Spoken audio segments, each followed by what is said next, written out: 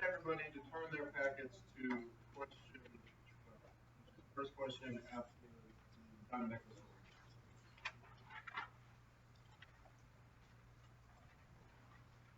That's been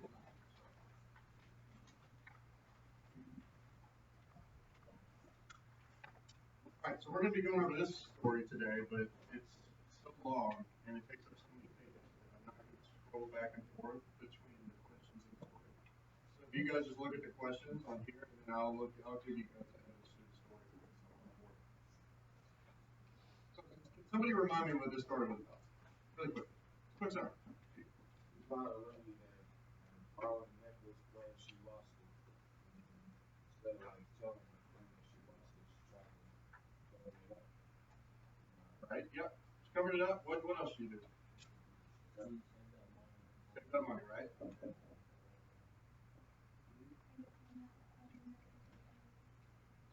Found out the other necklace was well, she saved up money and then she bought a real one. But did she need to? No. No. Right? Right. All right, so first question 12. How do Madam, I'm just going to say Loisel for the sake of this, but I'm pretty sure it's supposed to be the first pronunciation. So how do Madam Loisel's actions in paragraph 6 to 11 develop her character? So, right away we go to paragraph 6 to 11. Suddenly she discovered in the black satin box a superb diamond necklace, and her heart throbbed with an immoderate desire. Her hands trembled as she took it. She fastened it around her throat, outside her high necked waist, and was lost in ecstasy at her reflection in the mirror. Then she asked, hesitating, filled with anxious doubt, will you lend me this, only this? Why yet, certainly. She threw her arms around her friend's neck and fled with her treasure. The night of the ball arrived. Madame Loisel was a great success. She danced with rapture, with passion, intoxicated by pleasure, forgetting all in the triumph of her beauty, in the glory of her success. So, what would you say Madame Loisel's mood is in those moments? Happy. Really happy, right? Yeah. Why is she happy? Because she got the necklace, right? So let's look at the answer choices real quick. Answer A. They offer insight about her close relationship with Madame Forrester. Is there any insight to her close relationship with Forrester? No. What about B? They expose the vanity that ultimately leads to her undoing. What leads to her undoing? The necklace, right? Yeah. So is that where she gets the necklace? What does that word vanity mean?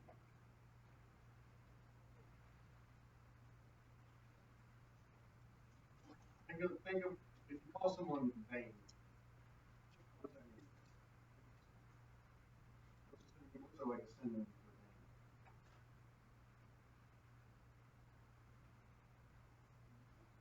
So evil? I wouldn't say evil. Conceited, good word, yeah. Conceited, shallow, right? Only care about material possessions, right? So would you say that Madame Loisel is vain, or does that expose the vanity in Miss Loisel? No? Why not?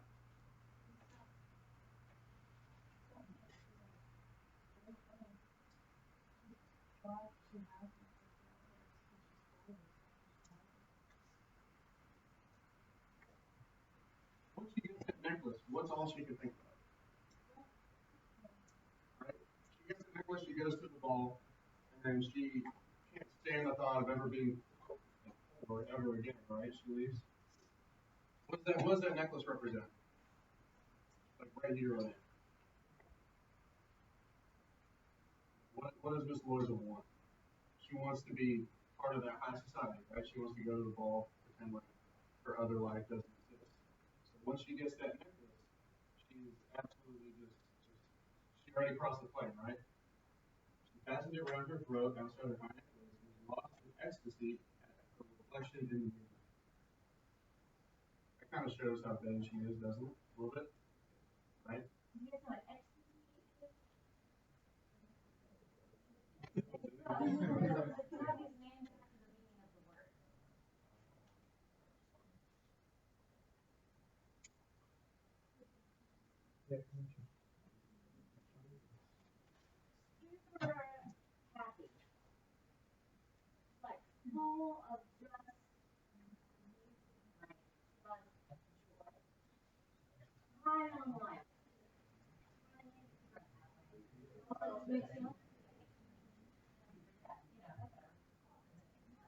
Right, so she puts that necklace on, and then she feels better, right?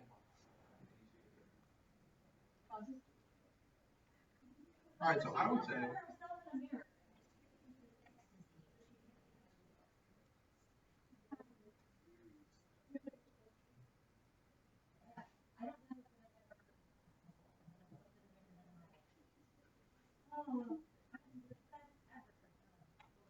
I have never been lost in ecstasy.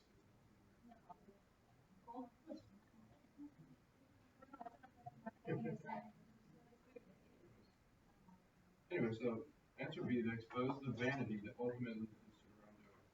There is evidence of vainness, of vanity, in, in these lines 6 through 11, remember. And remember, what leads to wrongdoing? The necklace, because she gets the necklace and then loses it, and works for 10 years to buy it back, right? So I would say that's a pretty good answer so far, right? All right, answer C, they create an opportunity for her to make a lasting change in her life. What do you guys think of that one? No? What?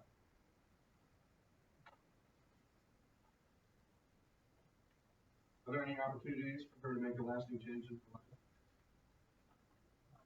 Let's just look at paragraph 6. Right? Superb diamond necklace. You think her getting that amazing diamond necklace would make her want to make a change in her life?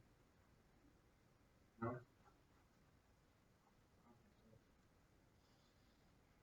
Right? Right. D. They explain her motivation to borrow a necklace from Madame Forrester. Does it explain any motivation to borrow the necklace, or she just borrowed it? She just borrowed it, right? What do you guys think the best answer is? What do you think of that?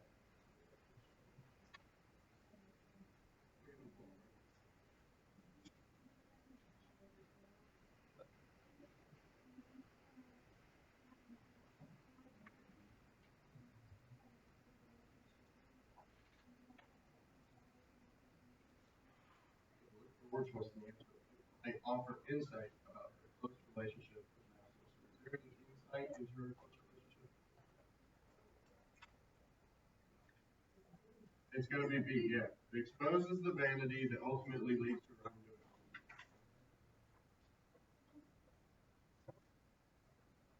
All right. Let's look at number 13. What is the purpose of the personification in paragraph 15? Can somebody remind me what personification is? Yeah. So making an inanimate object act like a human being, right? So they went towards the scene and just finished shivering with cold. At last they found on the clay one of the ancient nightcaps, which, as though they were ashamed to show their shabbiness, they are never seen on the Christmas black. Where's the personification?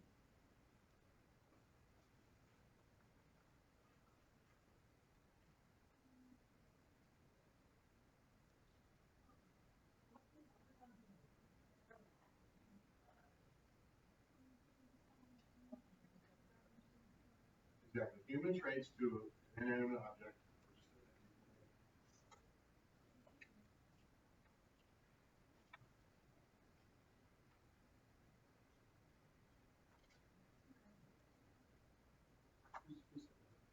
Okay.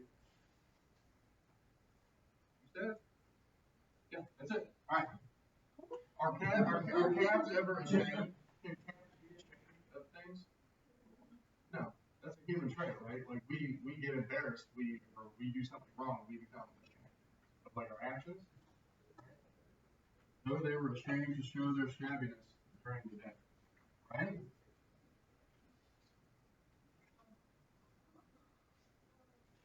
So we look at that personification. How does that? What is the purpose of it in the greater context? Let's look at our answer choices, right? So does it provide historical context about a time period? No, not really, right? Just have not really much of a historical context. Right. B, to introduce a sense of mystery about the setting. Is there anything mysterious about this town?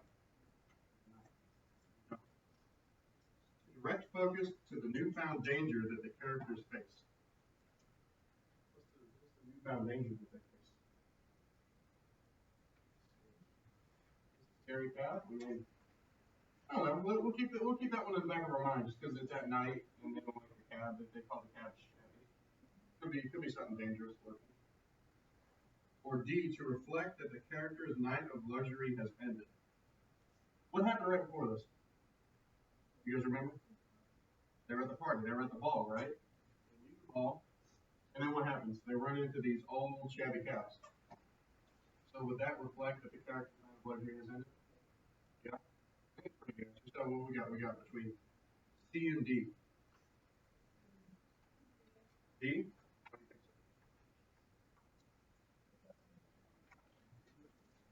Why do you think it's the best answer? Yeah, that's pretty good. Why is it better than C though? Not much danger? No. Does a paragraph ever explicitly state that there is danger? No. Right? So we can just go ahead and mark that one off. So the answer is going to be D.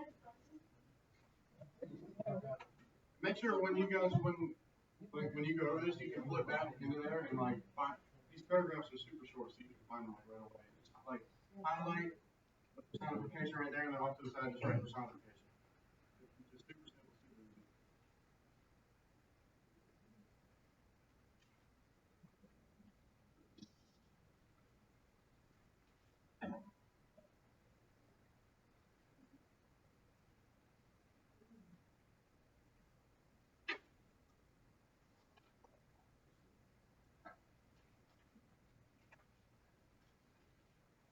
Let's look at question 14.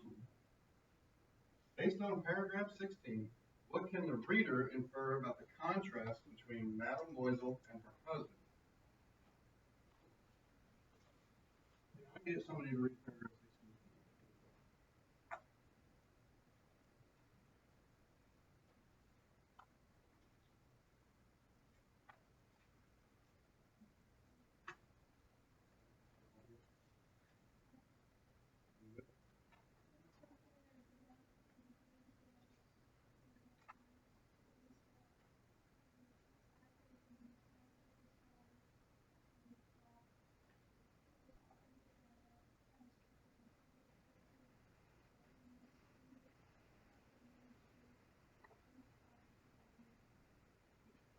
All right. So they finally get back to their dwelling.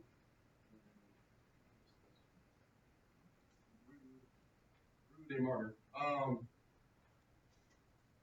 So how is Madame Loisel's mood? How's she feeling? Sad, right? She's sad, the night's ended. It's all ended.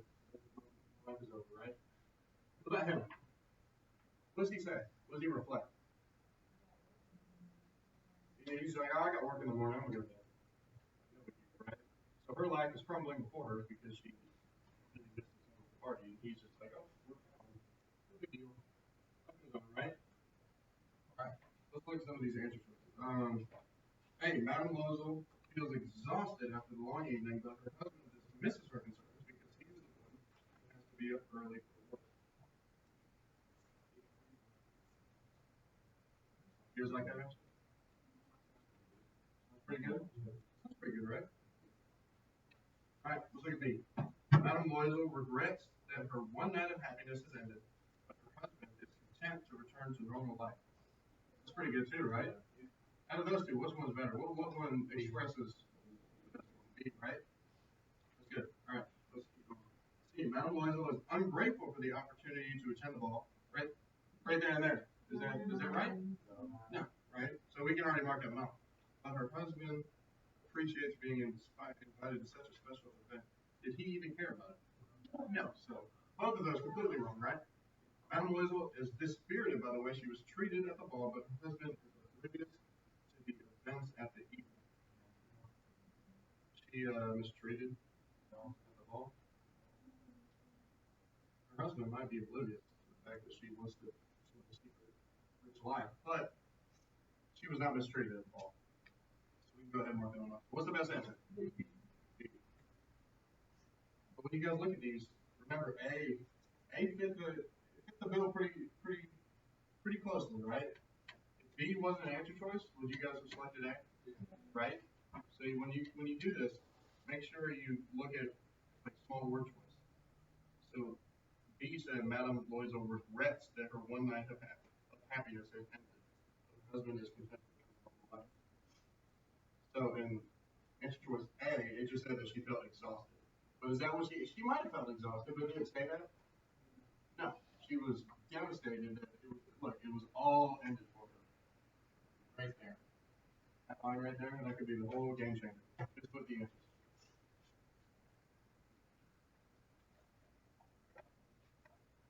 All right, number 15. Paragraph 34. Thereafter, Madame Loisel knew the horrible existence of the needy. She bore her part. However, with sudden heroism, that dreadful debt must be paid. She would pay. They dismissed their servant. They changed their lodgings. They rented a garret under the roof. You guys remember what garret meant? They gave it a sub. You can even turn to page 34 and then let me know because it's on the attic, right? The garret is the attic. So they left their original dwellings and they moved into an attic. So they're downgraded, right? How do phrases like bore her part and sudden heroism affect the tone of the passage?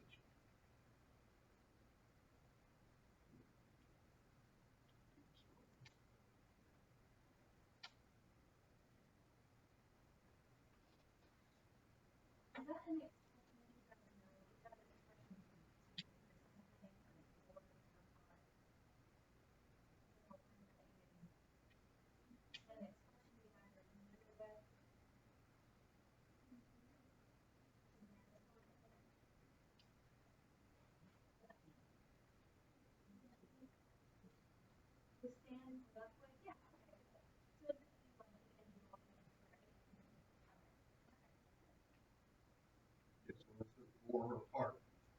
What kind of just like sticking it out, right? Is she happy to do it? Is she happy to bear her part? Right? She's bearing it. She don't want to do it. She has to. What kind of context is sudden heroism? It's in the same sentence with bore her part, right? So how does she view bearing her part? She bore her part, however, with sudden heroism.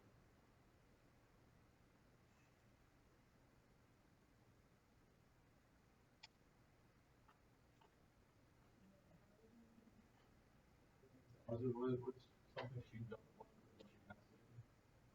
How does she, when you use the word heroism, like hero, right? How do you say again?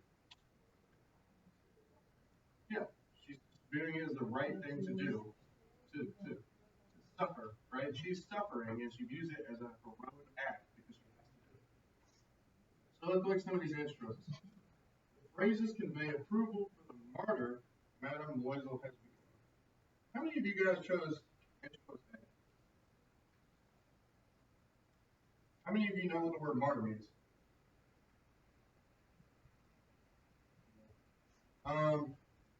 Anybody want to take a stab at it?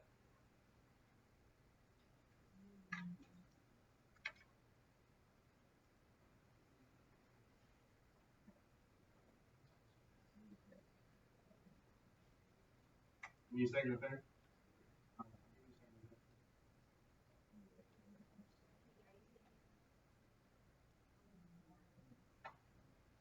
Be, what does it mean to be a martyr? Are you? I know you guys have probably heard it every now and then, but you gotta really think about what that means.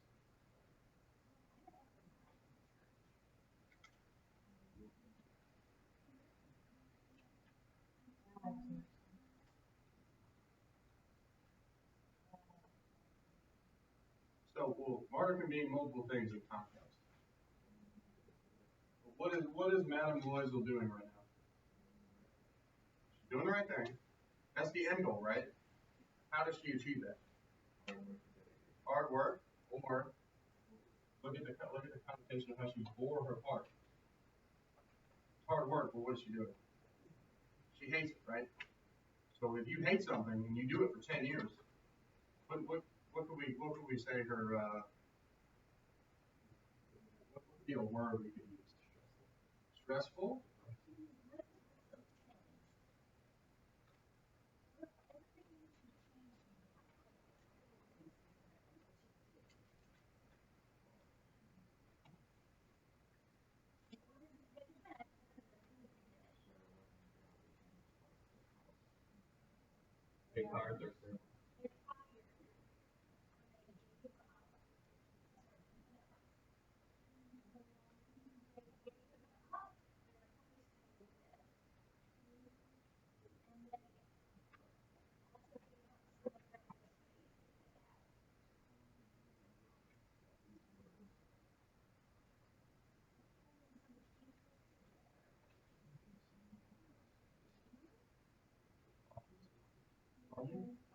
Loving is really the house.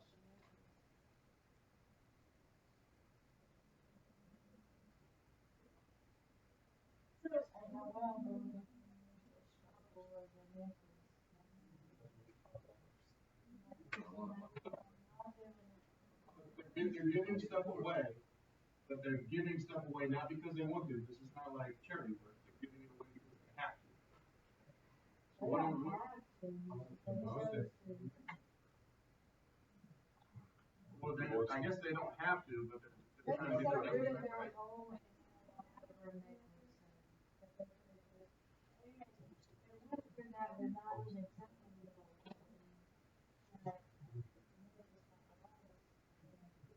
I don't know, I would do that in all. Yeah.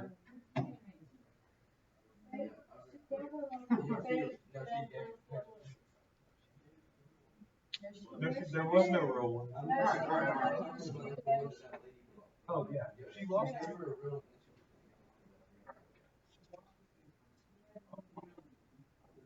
Okay, Junior, get it. Get it. Alright, so they dismissed their servant, changed their lodging, went to the attic. What are they making? They're making sacrifices, right? They're sacrificing their maid, they're sacrificing their house, they're sacrificing their living situation because now they're living in an attic. And they're sacrificing something to achieve a goal, right? To achieve something, what they think is like a principle, like good, which is returning the necklace. That's what a martyr is. Sacrificing something that you have.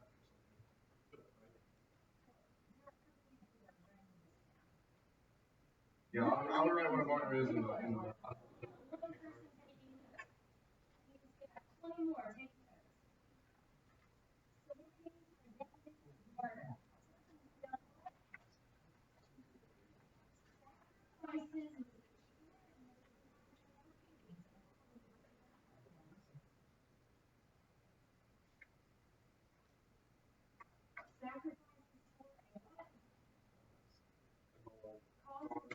principle. So like yeah, belief principle.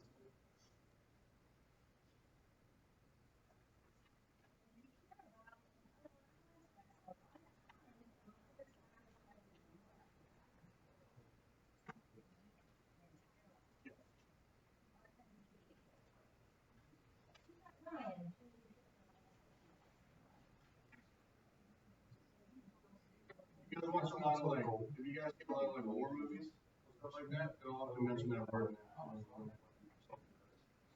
He was a martyr for something greater, right? I know you guys have heard that word in context, but they never define it. You know, they never stop and tell you what it means. All right, so knowing the definition of martyr, what do you guys think of question or answer choice A? Is she a martyr? Right? I just don't like the cause. You I know, don't agree with the cause.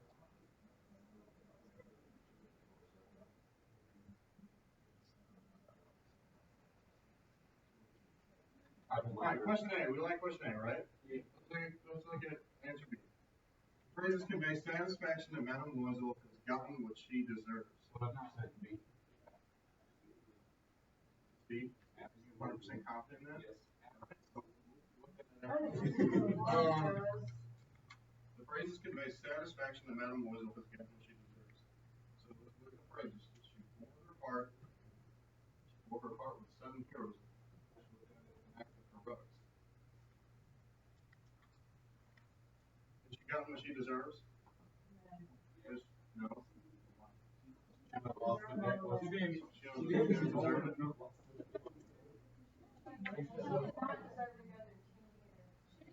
That's her fault. That's her fault. It's her fault to begin with. She didn't want to lost it. And we started to buy that house. All right, let's look at C. Phrases convey concern for the welfare of Mademoiselle. No, right? They convey any concern for the welfare? All right, and then D. The phrases convey disbelief in the resilience of Mademoiselle in the face of adversity. She bore her part with heroism. Does she have a belief in herself to do that?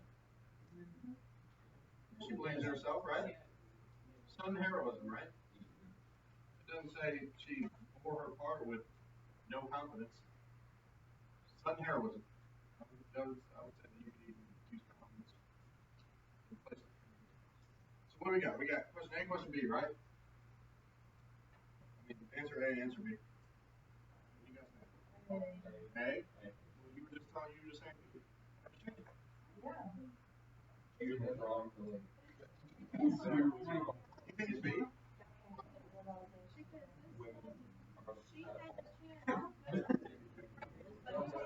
That man worked hard to buy that house. Alright, good. The right answer is going to be A. I knew that. What was the key factor in you guys changing your answers there after going over? Knowing what the word meant, right? So they put a right answer with the word in it. Know what you guys do.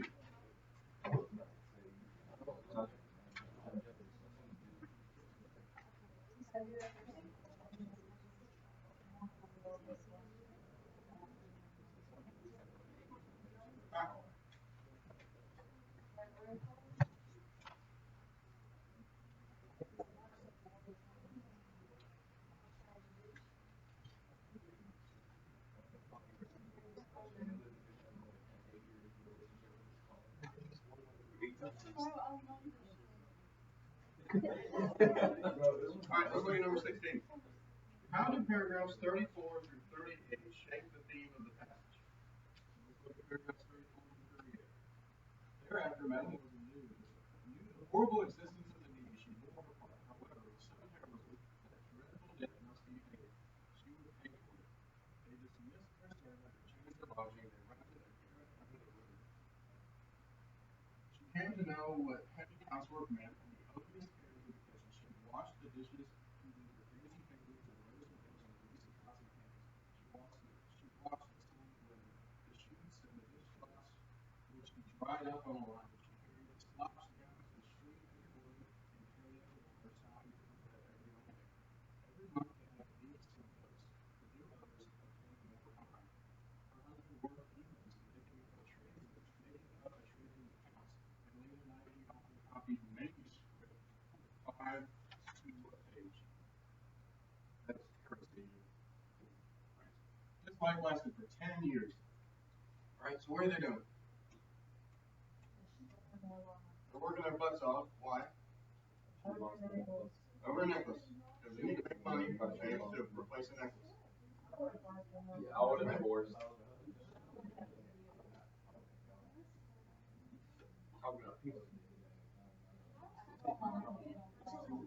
Alright, let's look at some of the answer choices and see how that would shape the theme. Alright, A, by emphasizing the importance of working together to solve problems. Are they working together? I guess they're doing the same goal, but they're working together like actually. Or did it just say like, oh, Madam Boyd was doing this and husband was doing this? So I don't think we can use that. We got B, by illustrating the exploitation of the working class. I like that. Exploitation, right? What does exploitation mean? Ooh, no good word. To exploit.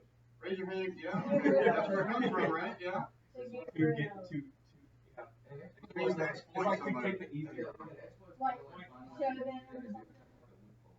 Yeah, right. Exploit. Alright, I'll use this example, I don't know if this is a good example. You got like, whoever plays video games in here, you know when you find like an exploit in a game? Yeah. Right? Cheat code. Alright, so what does that do? What does that do to the game? Makes it easy, but why? What are you doing to the game? An exploit's not cheating, right? You're An exploit's not cheating. You're taking advantage of the game mechanics, right? So what would exploitation mean? Taking advantage of the working class, right? Good. So you're not cheating, you're not doing, some people could view it as wrong, right?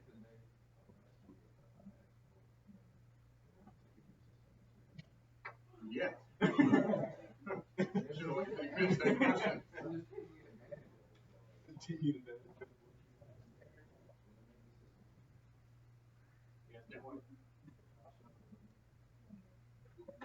Alright, so does 34 through 38, these paragraphs I just read, does that illustrate the exploitation of the working class?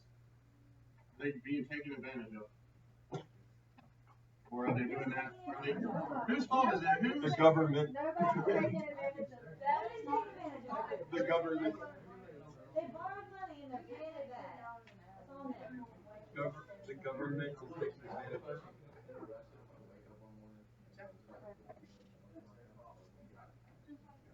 So whose fault is it that they're working like that? It's their fault. So are they being exploited? No.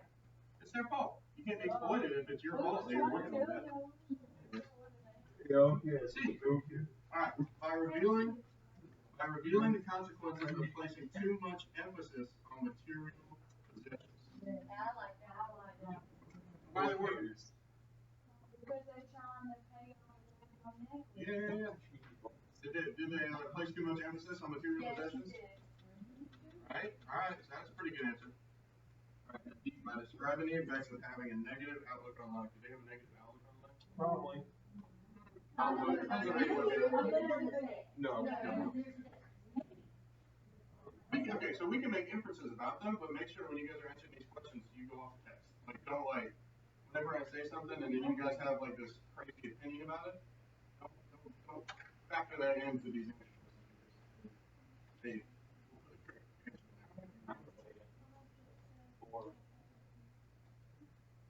Unless they ask you to make a prediction, you probably won't do that. Alright, so the answer is going to be C, by revealing the consequences of placing too much emphasis on material possessions.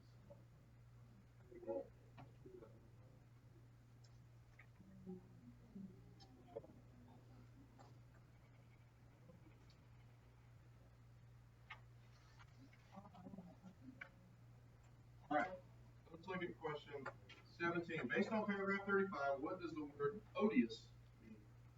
Horrible. Oh, wait. Okay. Okay. That's right. Number C. Alright, let's look at these really quickly. So she came to know what heavy housework meant and the odious areas of the kitchen. So she liked doing kitchen work. So, odious does not mean anything remotely happy, right? Obviously. You can just mark that off right there, right? So, what about extreme? Same thing, extreme. Would that work? Would that just be completely out of whack? Just put that in there? You did extreme dishes? Extreme dishwashing? For a reason. Think about washing dishes is open. B, dangerous. What do you think about dangerous? Oh, yeah, that's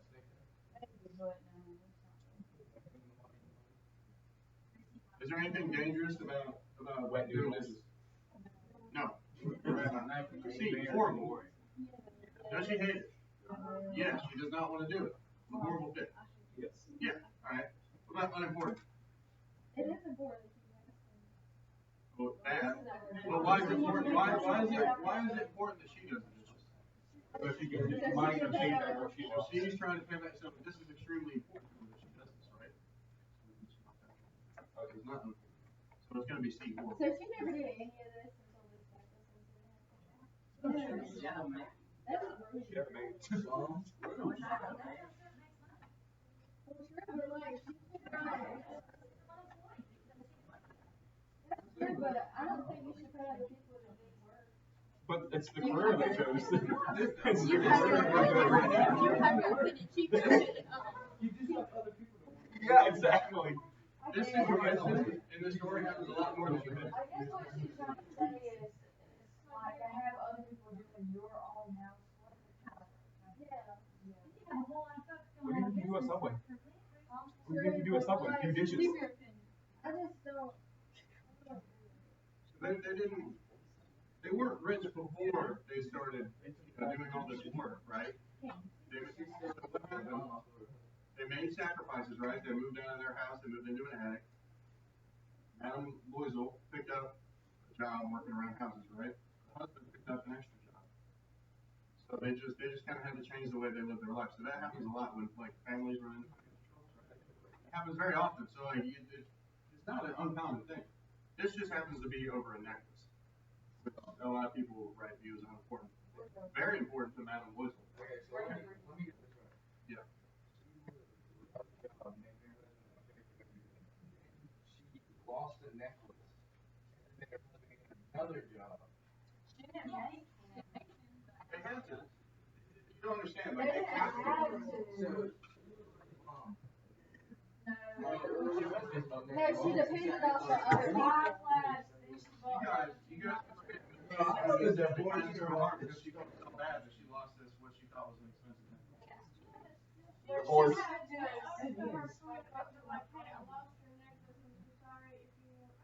Looking at that, what's the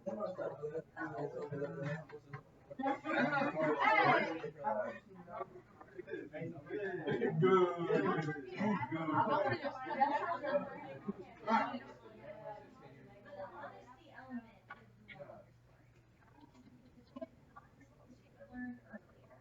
It only costs like $500. $5.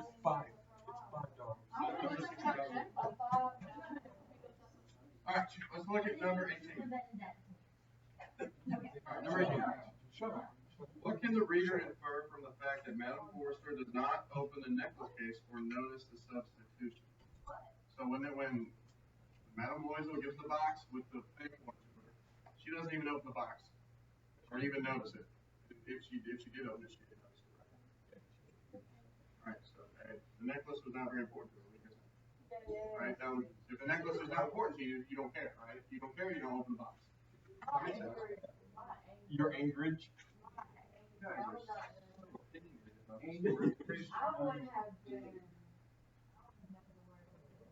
I would have been. Ooh, Anchorage is big words now. B, the necklace was not beautiful to her.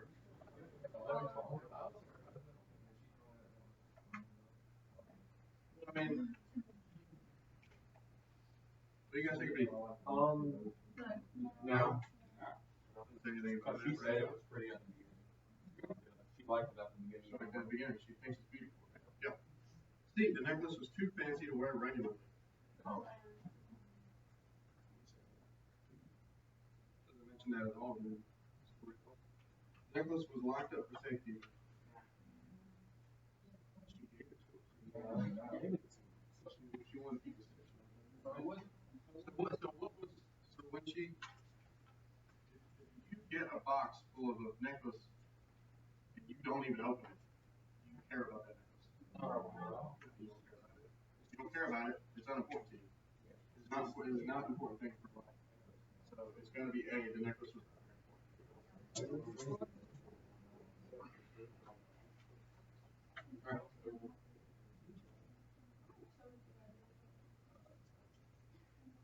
All right, 19. What effect is created by the author's choice to gloss over 10 years of Madame Loisel's life? Remember, at one point it says they did this for 10 years. Yep. This life lasted 10 years. At the end of 10 years, they had to pay everything. So it took 10 years to save all that money and pay off that necklace, right? So what effect is created by the author's choice to gloss over those 10 years of Madame Loisel's life? Okay, let's look at A. It reinforces that every day was the same for Madame Loisel, who spent her years working. So if they just gloss over 10 years of her life, did anything interesting happen in those 10 years? So what was she probably doing? The same thing over and over again, right? No doubt. Alright, so look at B. It creates frustration that one mistake cost Madame Loisel so much. Yes. I like that. I mean, it cost, well, if you look at it this way, it cost her 10 years. That could be what it was saying, right? It lost. So I think that's okay. So let's just keep that one in the back of our minds, right? The necklace, it raises questions about why it took Madame Loisel so long to repay her debt. There's no questions about why it took her so long.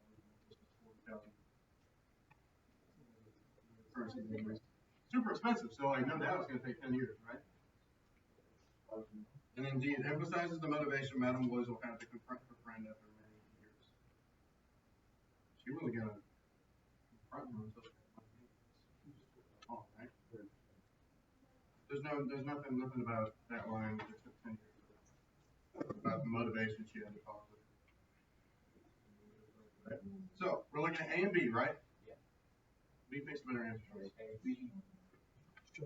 All right. What do you think? What do you think, Zach? Because it's yes, I mean, it stands with the Whenever you try to explain why you think it, Alright, so you can't just say it says like it glances over, I mean, it glosses over the 10 years of whoever made his life. But and they did it because I mean it was the same thing over and over again. And I'm not frustrated. I'm frustrated. It doesn't create frustration. Well, look at word choice, right? Does the fact that it glossed over 10 years, does it create frustration? No. I mean, it makes it easier. The frustration probably comes from the fact that she lost the necklace, right? So there's no frustration. So there.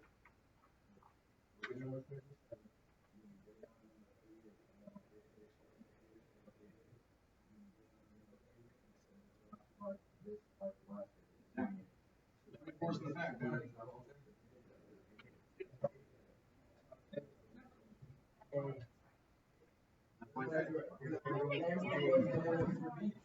19 is going to be A. Yeah.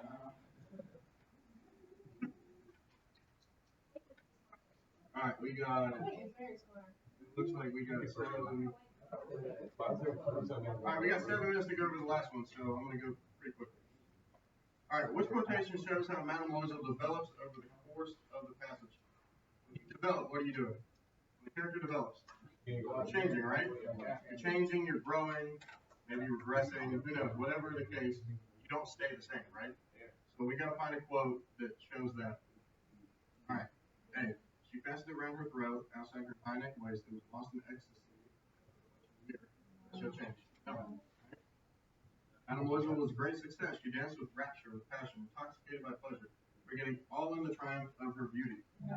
So, she felt this and wished to escape so as not to be remarked by the other women who were enveloping themselves in costly furs. D. Madame Loisel looked old now. She could become the woman of impoverished households, strong and hard and rough. So this, you guys think it's D? Yeah? Is that because she changed from someone at the beginning to a woman who was strong, hard, and rough, right? After doing all that work, so she developed, right? So it's gonna be D. Alright.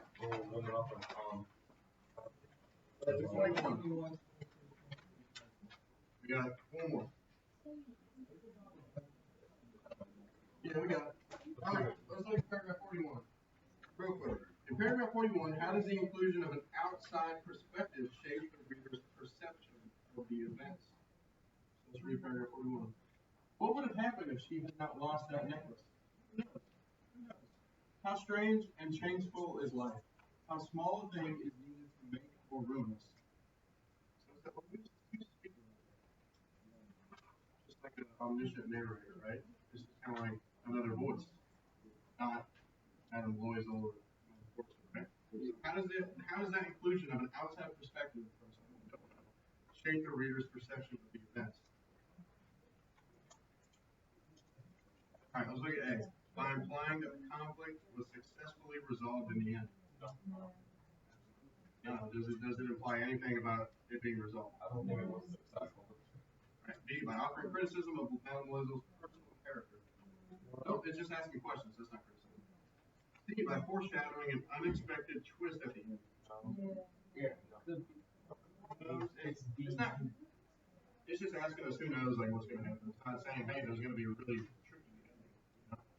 All right, D. By emphasizing the moral that minor decisions can have significant consequences. Yeah. What would happen if she had not lost that necklace? Right? Who knows? Who knows? So it's emphasizing that small decision to take that necklace has dire consequences for her. So it's going to be 21's going to be D. Yes. Alright, paragraphs 42 through 50. How does the interaction between Madame Loisel and Madame Forrester further develop the theme? A.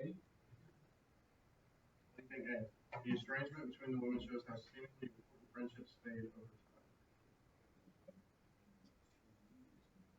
Yeah.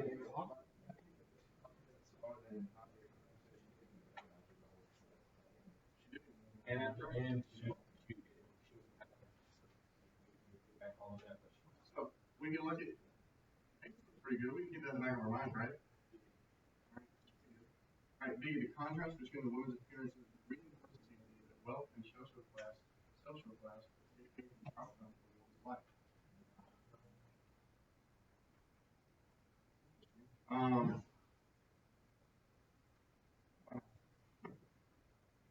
What's bad about that answer? I don't know, I can't remember, but I did not choose it.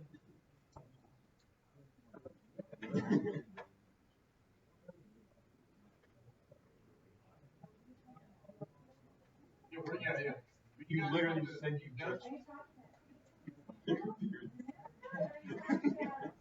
We're talking about the text, right?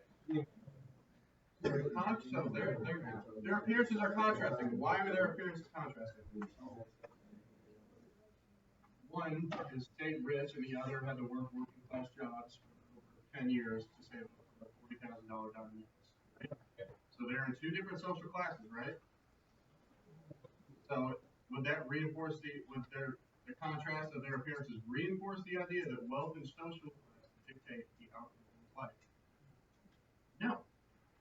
Take all this great evidence and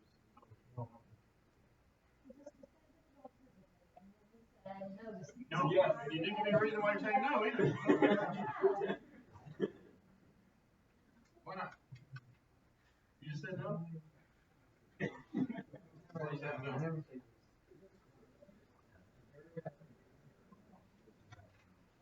No. So they are in two different wealth social classes right now. Yeah. Would that support the fact that having the wealth and social class will dictate the outcome of your life? It does. It does. That's a good answer. That's a good answer. Just like A, we can bundle them in between A and B. No? Oh man. All right. Just before you leave, the answer would be B.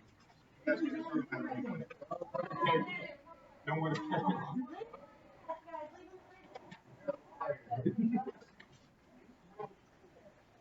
Did you just defend B? Baby,